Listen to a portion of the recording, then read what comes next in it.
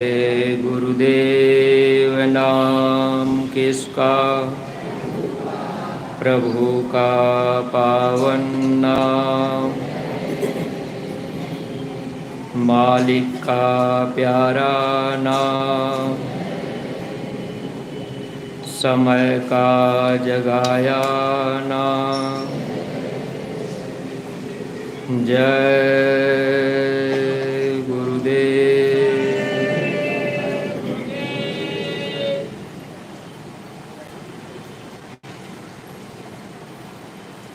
शब्द रूप में विराजमान परम पूज्य स्वामी जी महाराज,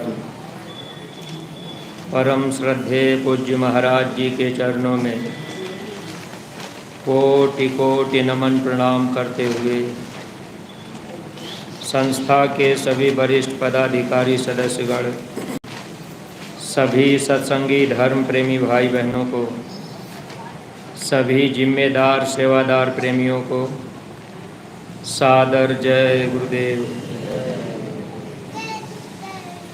परमार्थी प्रेमी भाई बहनों, जब जीवन में बहुत बड़ा पुण्य इकट्ठा होता है तब इस मानव जीवन में सच्चे महापुरुष मिल जाते हैं।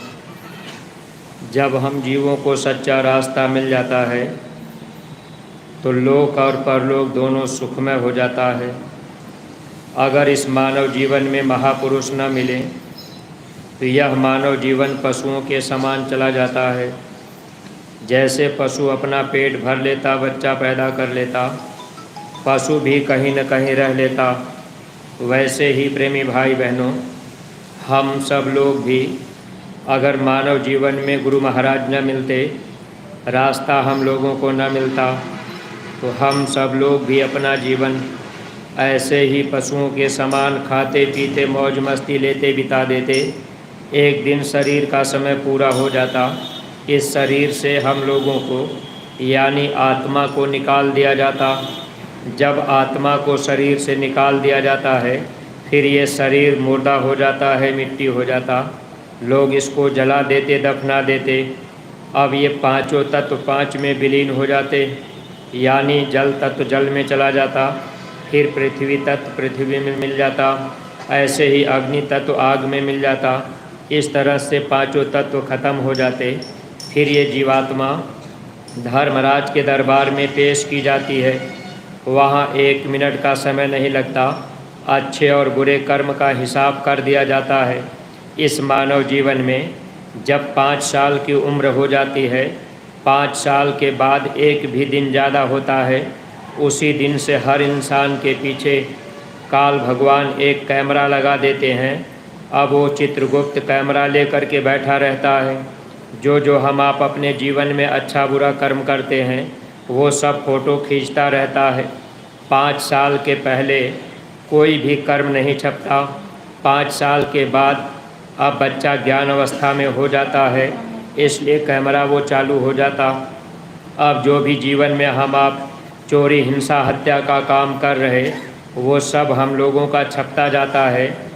जब सासों की पूंजी पूरी होती है, धर्मराज के दरबार में हिसाब किया जाता है। अब वो मालिक पूछते हैं कि आपने ये मानव जीवन पाया था तो आपने ये बुरा कर्म क्यों कर दिया, आपने चोरी क्यों किया, बेईमानी क्यों किया, आपने किसी को धोखा क्यों दिया, आपने जीवों को मार काट करके क्यों खाया। अब ये सज़ा प्रेमी भाई बहन हम जीवों को सुना दी जाती है। ये इस जीवात्मा को नरक में डाल दिया जाता है। करोड़ों करोड़ों वर्षों के लिए हम सब जीव चीखते चिल्लाते रहते हैं, वहाँ कोई हमारी आपकी मदद नहीं करता। लेकिन हम आप जब तक इस मानव शरीर में रहते हैं फिर हम लोगों को ये ध्यान नहीं रहता कि हमको फिर नरक में जाना है। हम लोग ये नहीं जान पाते ये बुरा कर्म हम कर रहे तो इसकी सज़ा हमको नरकों में 84 में दी जाएगी। जानते हुए भी ये मन मानता नहीं, कोई न कोई हम आप कर्म कर बैठते हैं। लेकिन जब मानव जीवन में सच्चे सद्गुरु मिल जाते हैं तब धीरे धीरे मन को बुराई की तरफ से हटा लेते हैं। जब हम आप सत्संग में बार बार आते जाते रहेंगे तब धीरे धीरे बुराइयां छूट जाएंगी।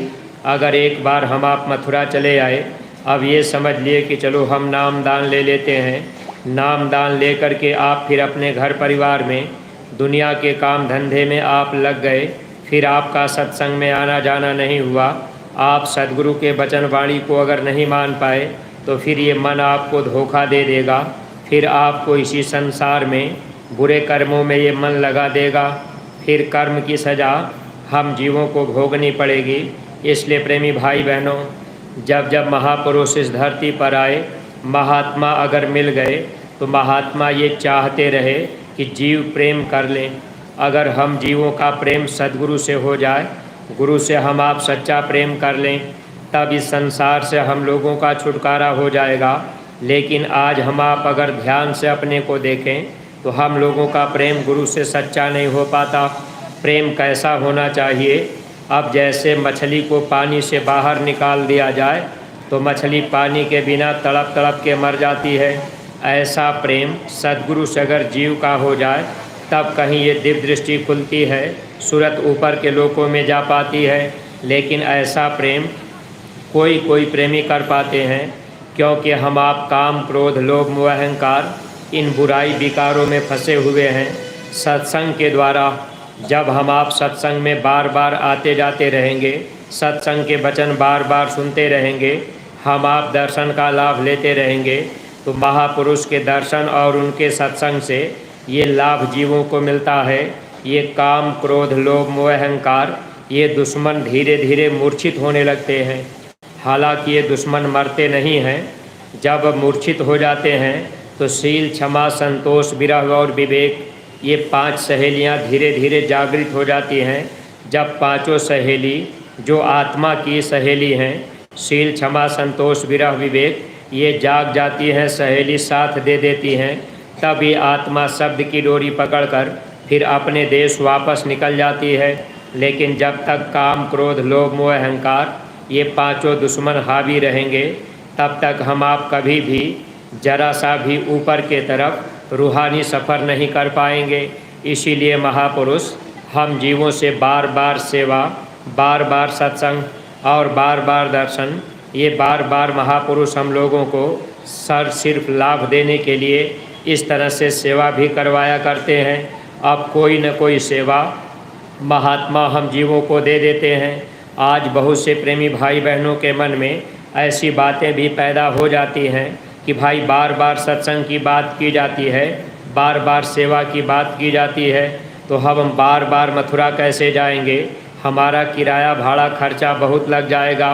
लेकिन प्रेमी भाई बहनों देखिए, अगर हम आप इस बात पर विचार नहीं कर पाते हैं, अगर ये शरीर बीमार हो जाए, अगर डॉक्टर आपसे कह दे कि हर तीसरे महीने आपको चेक कराने आना पड़ेगा, अगर डॉक्टर आपसे कह दें आपको कोई भयंकर बीमारी हो गई, अब आप मौत से जूझ रहे, अगर डॉक्टर ने आपको बचा लिया, फिर डॉक्टर आपसे कह दें कि हर तीसरे महीने आपको आना पड़ेगा, जब तक आप जीवित रहेंगे तब तक तीसरे महीने आकर के आपको चेक कराना पड़ेगा, तो आप डॉक्टर की बात मान लेंगे।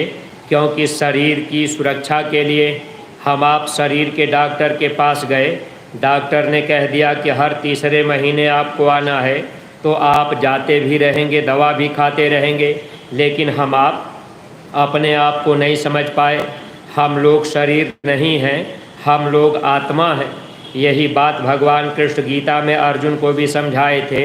अर्जुन तुम पहले अपने को जान लो, तुम हो कौन?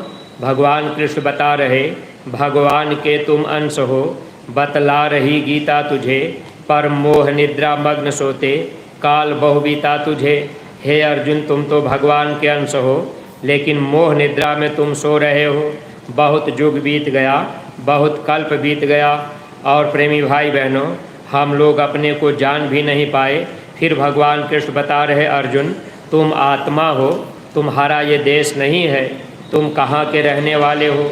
अब देखिए, आपके गीता रामायण में भी बातें तो लिखी गई, लेकिन गीता रामायण समझ में तब आएगी जब आपको सच्चे महापुरुष मिलेंगे, आप उनके सत्संग में प्रेम करेंगे, आने जाने लगेंगे, धीरे धीरे सब बातें समझ में आ जाएंगी। भगवान कृष्ण अर्जुन को बता रहे, तुम हो अजर, तुम हो अमर, मरने की झंझट छोड़ दो, पाओगे अपना रूप, जग का प्रेम बंधन तोड़ दो। आए अर्जुन, तुम अजर अमर अविनाशी देश के रहने वाले हो। आत्मा कभी नहीं मरती, बस शरीर बदल जाता है। अर्जुन, जब से तुम इस संसार में आए, अब यहाँ मोह में तुम फंस गए। अगर तुम अपना रूप देखना चाहते हो, अगर अपनी आत्मा को तुम देखना चाहते हो, एक काम तुमको करना पड़ेगा। भगवान कृष्ण बता रहे अर्जुन क्या करना पड़ेगा। पाओगे अपना रूप, जग का प्रेम बंधन तोड़ दो। अर्जुन, संसार का प्रेम तुमको छोड़ना पड़ेगा। अब यही बात जब महापुरुष हम जीवों को समझाते हैं तो हम आप जल्दी बात मानने के लिए तैयार नहीं। हमारे गुरु महाराज ने न तो घर परिवार छोड़ने के लिए कहा, न तो नातेदार रिश्तेदार छोड़ने के लिए कहा। गुरु महाराज ने न तो शादी विवाह के लिए मना किया। गुरु महाराज ने कहा आप अपने घर परिवार में रहना, आप अपनी जाति बिरादरी में, आप जैसे समाज में रहते हैं, समाज के हर नियम कानून को आप मानते हुए बस आप शाकाहारी सदाचारी रहकर मेहनत और ईमानदारी से खेती दुकान दफ्तर का काम करते हुए अगर आप इस मनुष्य शरीर में बैठ करके आपने अपनी आत्मा के लिए कुछ कमाई कर लिया, तब तो आपका जीवन सफल हो गया। गुरु महाराज कहा करते कि आप बराबर आते जाते रहना। अब भगवान कृष्ण ने कहा कि अर्जुन, संसार से प्रेम तोड़ना पड़ेगा, लेकिन गुरु महाराज संसार से प्रेम नहीं तोड़वा रहे, बल्कि गुरु महाराज कहे कि बच्चे आप आते जाते रहना। तो जब हम आप आते जाते रहेंगे, दया दुआ हम लोगों को मिलती रहेगी, सत्संग के वचन हम आप सुनते रहेंगे, तब हम आप कुछ लाभ पा जाएंगे। अगर वचन ही नहीं सुन पाए तो फिर लाभ कहाँ से मिलेगा। जब आना जाना होगा, आप वचनों को सुनेंगे तभी मान पाएंगे। जल्दी ये मन मानने के लिए तैयार नहीं होता। जब आप गुरु की बात मानेंगे तब आपका प्रेम गुरु से हो जाएगा। अगर गुरु की बात आप नहीं माने, आप प्रेम गुरु से नहीं कर पाए, तो ऐसे जीवों को काल दगा दे देता है। इसलिए गुरु से प्रेम कर लेंगे तो काल आपका बाल बाका नहीं कर सकता। गुरु राजी तो करता राजी, काल करम की चले न बाजी। अब गुरु राजी कैसे होंगे? जब आप उनके वचन को मानेंगे। जैसे आप मेरी बात माने तो हम आपसे खुश हो गए, आपकी बात हम मान लें तो आप हमसे खुश रहेंगे। ऐसे ही प्रेमी भाई बहनों, ये व्यवहारिक जगत में अगर हम आप महापुरुष की बात मानेंगे, महात्मा खुश हो जाएंगे, प्रेम हो जाएगा। अगर प्रेम हो गया तो काल आपको दगा नहीं दे सकता, धोखा नहीं दे सकता। अगर आप आना जाना कम कर दिए, बंद कर दिए, आप एक बार नामदान लेकर के चले गए, फिर दोबारा आप लौट के नहीं आए, अब आप कहेंगे हम सत्संगी नामदानी हैं, तो फिर आपको काल धोखा दे देगा। ये मन धोखा देने का काम करता है। मन काल का अंग है, यही काल का वकील है। अब ये तो करता यही है कि हमेशा हमको आपको भटकाने का काम करता रहता है। इसलिए परमार्थी प्रेमी भाई बहनों, महापुरुष जब जब आए तो हम जीवों को समझाने बताने का काम करते रहे, ताकि हम लोग उसका पूरा पूरा लाभ पा जाएं। अब हम आप कहेंगे भाई बार बार मथुरा जाएंगे, किराया भाड़ा लगेगा, लेकिन आप विचार कर लीजिएगा, बस वचन आपको मानना है। अगर आपने बात मान ली तब भी आपको लाभ मिलेगा। इसीलिए देखिए अपने गुरु महाराज ने, पूज्य महाराज जी ने भी हम प्रेमी भाई बहनों के हित के लिए अपने गांव घर में रह कर के भी सेवा करने का मौका दे रखा है। और गुरु महाराज ने कहा था कि परिवर्तन उन बच्चों के द्वारा होगा, क्योंकि अपने गुरु महाराज इस धरती पर परिवर्तन करने आए। स्वामी जी महाराज ने कहा कलयुग में कलयुग जाएगा, कलयुग में सतयुग आएगा। यानी जब कलयुग जाएगा और सतयुग आएगा तो दोनों के बीच में टक्कर होगा।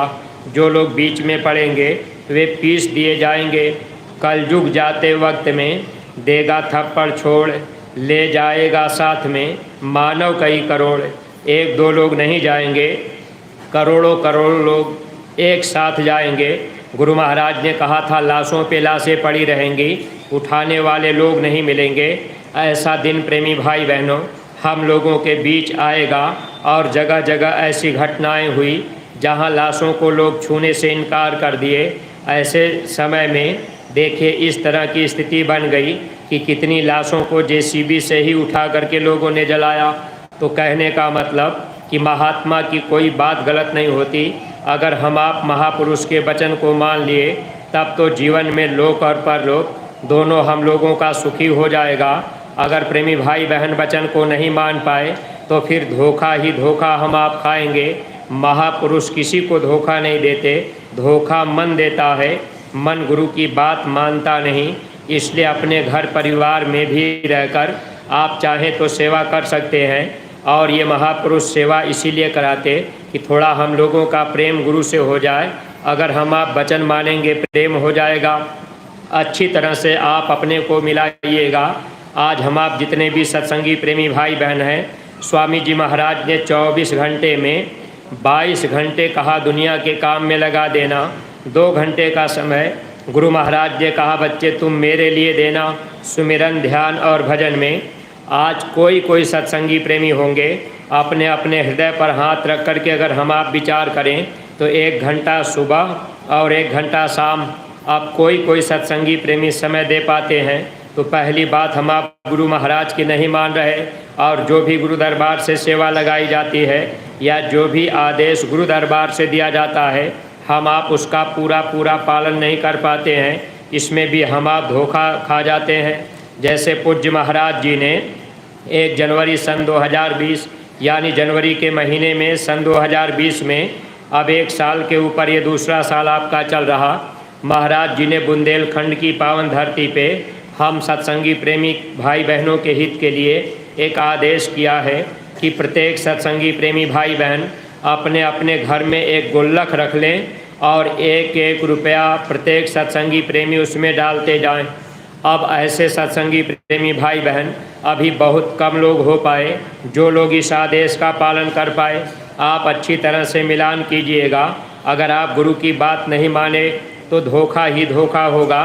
इसलिए परमार्थी प्रेमी भाई बहन सत्संग में आने का फल तब मिलेगा जब हम आप वचन को मानेंगे। गुरु महाराज के वचन थे कि आप सब लोग जन जन तक मेरा संदेश पहुंचा देना।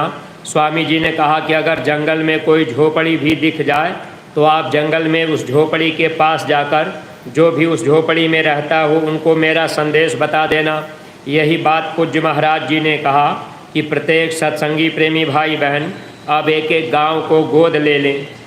अपनी अपनी जिम्मेदारी अगर हम आप निभाते, 1-1 गांव को हम आप गोद लेते, महापुरुष की बात हम आप मानते, तब तो हम लोगों को दया मिलती। अब हम आप ये कहते हैं कि भाई बार बार मथुरा कैसे आएंगे। अगर बार बार आप नहीं आ रहे, साल में 1 ही बार 2 बार आ रहे तो अब भी अच्छी बात है। वो तो आप जितना जल्दी आएंगे उतना आपको दया मिलती जाएगी। वो आपके ऊपर निर्भर है। आप अपनी समय और परिस्थिति के हिसाब से ये काम करते रहिए, आते जाते रहिएगा।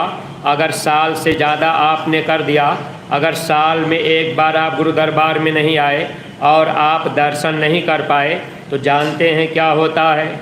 महापुरुषों ने लिखा बरस दिना ना कर सके ताको लागे दोष। अब आपको कोई बहका दे भटका दे कि भाई अब तो गुरु महाराज मथुरा में नहीं हैं तो आखिर वहाँ हम दर्शन किसका करने जाएंगे। तो स्वामी जी महाराज ने क्या कहा था, इस मंदिर में जीते जागता देवता बैठे हैं, बरकत बांट रहे हैं। गुरु की वाणी कभी झूठी नहीं होती। अगर ऐसी मंदिर दुनिया में और जगह लोग बना लें, अगर आप यहाँ न आकर के कहीं और जाने लगेंगे तो आपका इसमें भारी नुकसान होगा। क्योंकि संत वचन पलटे नहीं, पलट जाए ब्रह्मांड। महात्मा पत्थर में भी प्राण भर देते हैं। ये सर्वसमर्थ महापुरुष ये काम कर पाते।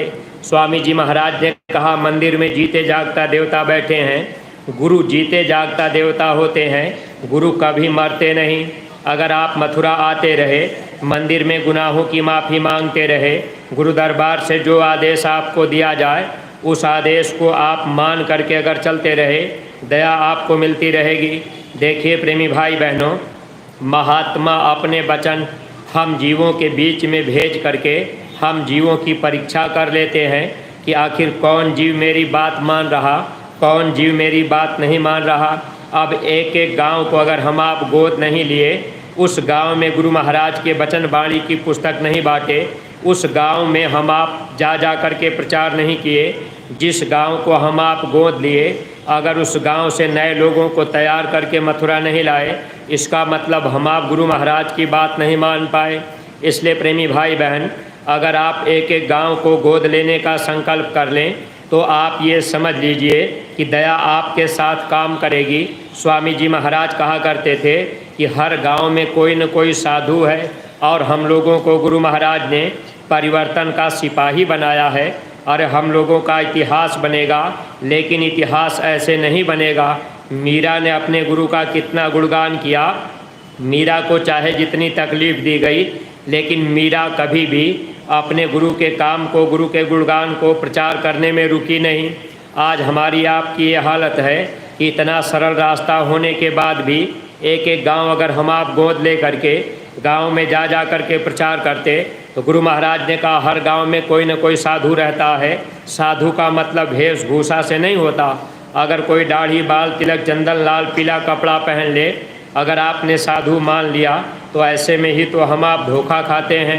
इसलिए सत्संगी प्रेमी भाई बहनों, देखिए स्वामी जी महाराज हर तरह की बातें समझाते बताते गए, तो आप थोड़ी से गुरु महाराज के वचन को अपने जीवन में अमल कर लीजिए।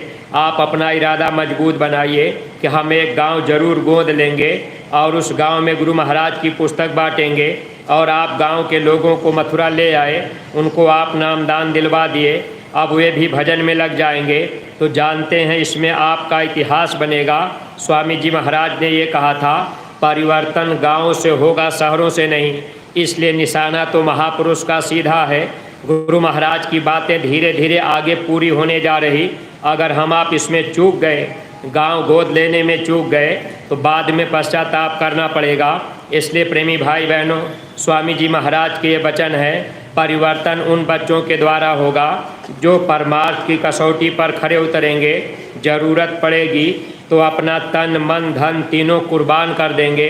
अगर आप शाकाहारी का प्रचार यानी एक एक गांव को गोद ले करके आप प्रचार करना शुरू कर देंगे, तो आपका तन भी लगेगा, आपका धन भी लगेगा और आपका मन भी लगेगा। मन कब लगता है? जब आप गुरु की बात किसी से बताएंगे, उस समय आपका ध्यान संसार से हट जाएगा। उस समय आपका ध्यान गुरु के तरफ होगा, क्योंकि गुरु के वचन आप सुना रहे और आपका ध्यान मालिक के तरफ जाएगा। इसमें बहुत बड़ी दया मिलती है। अब हम आप जहाँ दया मिलनी है वो काम करने के लिए तैयार ही नहीं हो पाते। सत्संगी प्रेमी भाई बहनों, इसलिए एक एक गांव को गोद सब लोग लीजिए, और जब आप गोद ले लेंगे, प्रचार करेंगे, नए लोगों को मथुरा ले आएंगे, इसका बहुत बड़ा फल हम लोगों को परमार्थ में मिलेगा। अरे परमार्थ कमाने के लिए ही हम आप गुरु दरबार में आ जा रहे। और सत्संगी प्रेमी भाई बहन, महात्मा हर जीवों की परीक्षा लेते हैं, हम आप समझ नहीं पाते, इसमें हम आप धोखा खा जाते हैं। अब कोई आपसे कह देगा कि भाई वो तो पूरा गांव मांसाहारी है, कोई बातें नहीं मानता है, तो हम क्या प्रचार करने जाएं, हम क्या गोद लेने जाएं, क्या बात हम आप मनवा पाएंगे? अरे ये बात तो गुरु महाराज मनवाते हैं।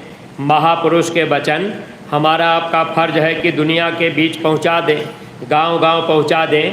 माने न माने ये जिम्मेदारी उनकी होगी, लेकिन हम आप कर्म दोष से बच जाएंगे। जब हम आप ये काम नहीं करेंगे तो कर्म दोष हम लोगों को भी लगेगा कि गुरु महाराज ने काम दिया था, फिर भी ये काम हम आप नहीं कर पाए। देखिए सत्संगी प्रेमी भाई बहनों, केवल वचन मान लेना, तैयार हो जाना। पूज्य महाराज जी अपने मुख से फरमाए थे कि सत्संगी प्रेमी निमित्त मात्र खड़े हो जाएं, एक एक गांव को गोद ले लें। अगर आपने गांव गोद ले लिया, आपने प्रचार कर दिया, तो जस आपको मिल जाएगा। काम तो जय गुरुदेव नाम करेगा। अब काम तो वो चक्र सुदर्शन की तरह जय गुरुदेव नाम करेगा। जैसे महाभारत हुआ, चक्र सुदर्शन ही काम किया था, लेकिन जस पांडवों को मिल गया। ऐसे ही प्रेमी भाई बहन, गुरु महाराज ने कहा भगवान कृष्ण 5 पांडवों को लेकर के परिवर्तन करा दिए। अरे बच्चे, तुम लोग तो मेरे पास इतने हो, मैं आप लोगों के द्वारा परिवर्तन करा दूंगा। लेकिन प्रेमी भाई बहन, जब हम सब लोग परिवर्तन के सिपाही नहीं बन पाए, गांव-गांव नहीं जा पाए, प्रचार नहीं कर पाएंगे, गांव गोद नहीं ले पाएंगे, तो परीक्षा में तो हम आप भी फेल होंगे। महात्मा कब परीक्षा कर लें कोई पता नहीं। अब हम आप दिखाने के लिए सब लोग अपने अपने को सीना ठोक रहे कि भाई हम बड़े अच्छे भगत गुरु महाराज के हैं, लेकिन वचन हम आप कितना मान रहे, ये बात ध्यान में रखना चाहिए। देखिए प्रेमी भाई बहनों, गुरु गोविंद सिंह के समय में अब उनके समय में बहुत से सेवादार प्रेमी, एक डल्ला नाम का व्यक्ति था, वो जो है कि बहुत आगे पीछे किया करता था। अब वो गुरु गोविंद सिंह के सामने ऐसा अपने को साबित करता था कि जैसे मेरे जैसा कोई भक्त है ही नहीं। अब देखिए, ऐसे समय में एक बार गुरु गोविंद सिंह के पास एक सिख सरदार ने पत्थर कला की बंदूक लाई। उस ज़माने में वो पत्थर कला की जो बंदूक होती थी उसकी घोड़ियाँ पत्थर पे रख कर के चलाई जाती थी। जब पत्थर कला की बंदूक आ गई, गुरु गोविंद सिंह ने डल्ला से कहा कि डल्ला, मेरे पास जो ये बंदूक आई है, मुझे बंदूक चलाने का भी शौक़ है। ये बंदूक देख करके मेरी इच्छा हो रही कि ये मैं बंदूक किसी के ऊपर चला लूँ। डल्ला बोले, हुजूर आप किसके ऊपर चलाना चाहते, आप जिसको कहें हम आपको बुला दें। उस समय गुरु गोविंद सिंह ने कहा कि डल्ला, मैं चाह रहा कि ये गोली बंदूक की पहली गोली मैं तेरे ऊपर ही चला दूं। अब डल्ला डर गया। कहा, गुरु महाराज हमारे तो बच्चे छोटे छोटे हैं, अगर आप गोली चला देंगे फिर मैं नहीं रहूँगा तो ये बच्चों को कौन देखेगा। अब गुरु के पास हम आप आते जाते, हम आप सत्संग भी सुन रहे, लेकिन अभी हम लोगों के अंदर भाव क्या भरा है कि भाई बच्चे की परवरिश हम करते हैं, हम कमाते हैं तब बच्चा खाता है। जबकि स्वामी जी महाराज कितनी बार कहते रहे कि बच्चा पैदा होता है अपना प्रारब्ध लेके आता है। बच्चा पैदा हुआ, माता पिता तुरंत अगर चले गए तब भी बच्चा जिंदा रह लेता है, क्योंकि वो अपना प्रारब्ध साथ लेके आता है। लेकिन हम आप प्रारब्ध पर भी विश्वास और भरोसा नहीं कर पाते। सत्संगी प्रेमी भाई बहनों, अब जब डल्ला ये बात कहा कि हुजूर हमारे बच्चे छोटे हैं, अब आप दया कर दीजिए, किसी और पर चला लीजिए, तब गुरु गोविंद सिंह ने कहा कि अच्छा एक काम करो, जाओ तुम उधर घुड़सवार अस्तबल में जहाँ घोड़े रहते हैं वहाँ बहुत से सेवादार हैं। अब वो घोड़े की साफ सफाई देख रेख किया करते हैं। आप उनसे बता दो कि गुरु महाराज के पास एक बंदूक आई है, उनकी मौज है कि उस बंदूक को किसी प्रेमी के ऊपर चलाना चाह रहे।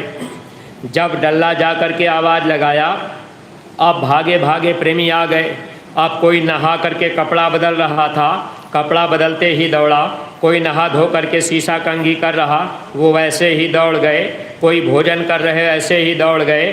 जो जिस परिस्थिति में थे सब के सब आ करके गुरु गोविंद सिंह के सामने खड़े हो गए। अब वो प्रेमी कहने लगे, हुजूर मेरे ऊपर ये गोली चला लीजिए।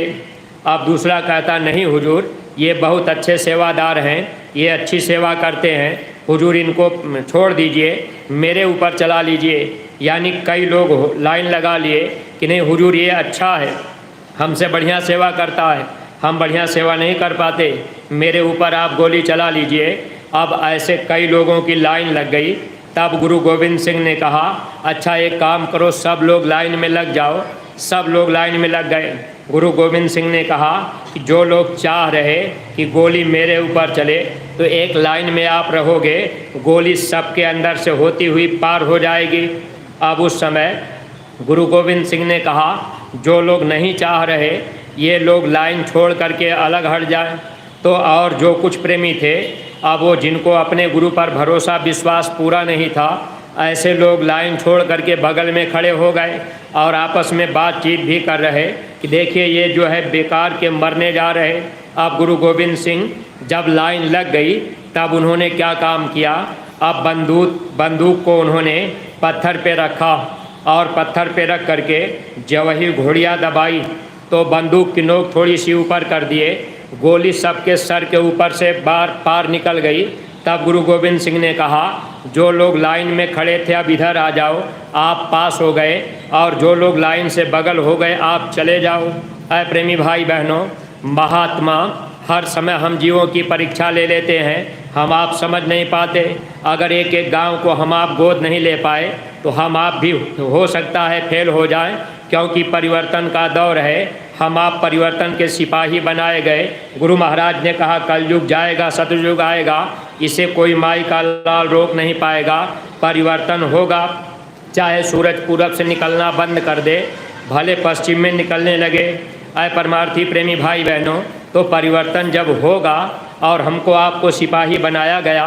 गुरु महाराज ने कहा परिवर्तन गांव से होगा, तो फिर गांव गोद हम आप ले लेते और हम आप प्रचार कर देते, गांव के लोगों को मथुरा ला देते, जस हम लोगों को मिल जाता, हम लोगों का काम भी बन जाता। इसलिए परमार्थी प्रेमी भाई बहनों, आप गुरु वचन को पकड़ा करिए और गुरु के बताए रास्ते पर आप चलेंगे, तब तो आपका लोक और परलोक बन जाएगा।